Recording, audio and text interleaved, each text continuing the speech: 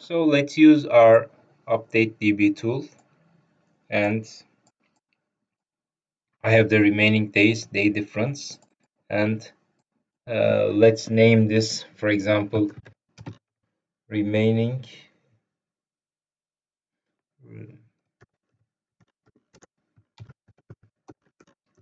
leave day or days.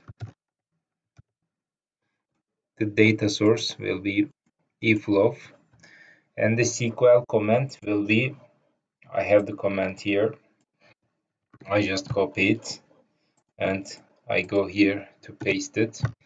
So I will first update the SecUsers specode2 as remaining days and specode1 as 0, because my paid leave days will be 0, but the remaining days will be unpaid leave days. It will be this formula that I calculated. Okay, this formula is for if it goes from the yes, but what if I go from no? I will again have to calculate the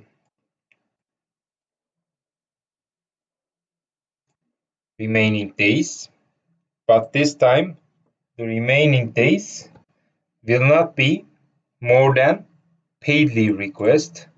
So here again, let's name it remaining days, and the remaining days will be the formula paid leave days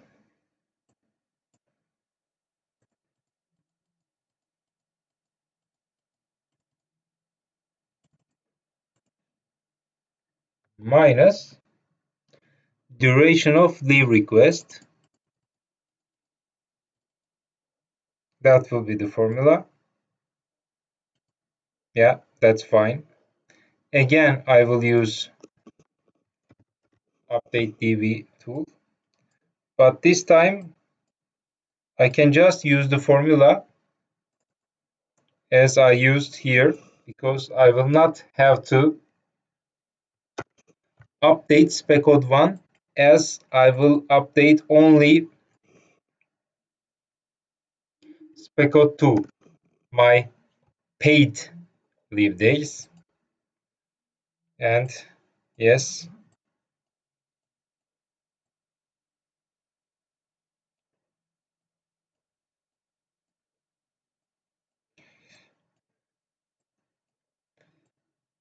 and I will update my database, whether it is updating the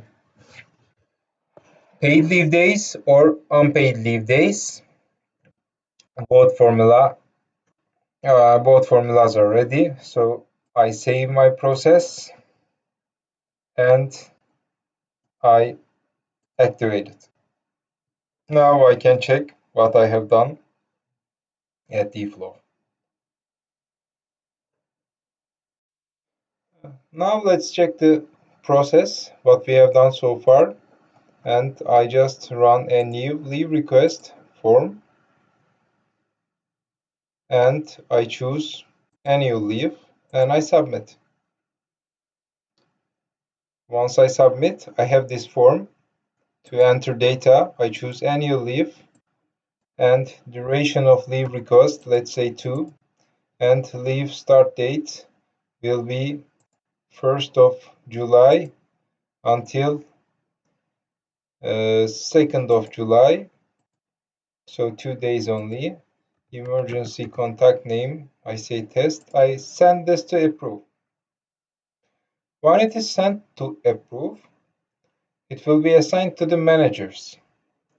And if the managers run the process, they will see all the information about the user, username, date, form number, unpaid leave days, paid leave days, duration of the request, and the details. And once it's approved, it's updated and It updated the user's leave request days, the remaining.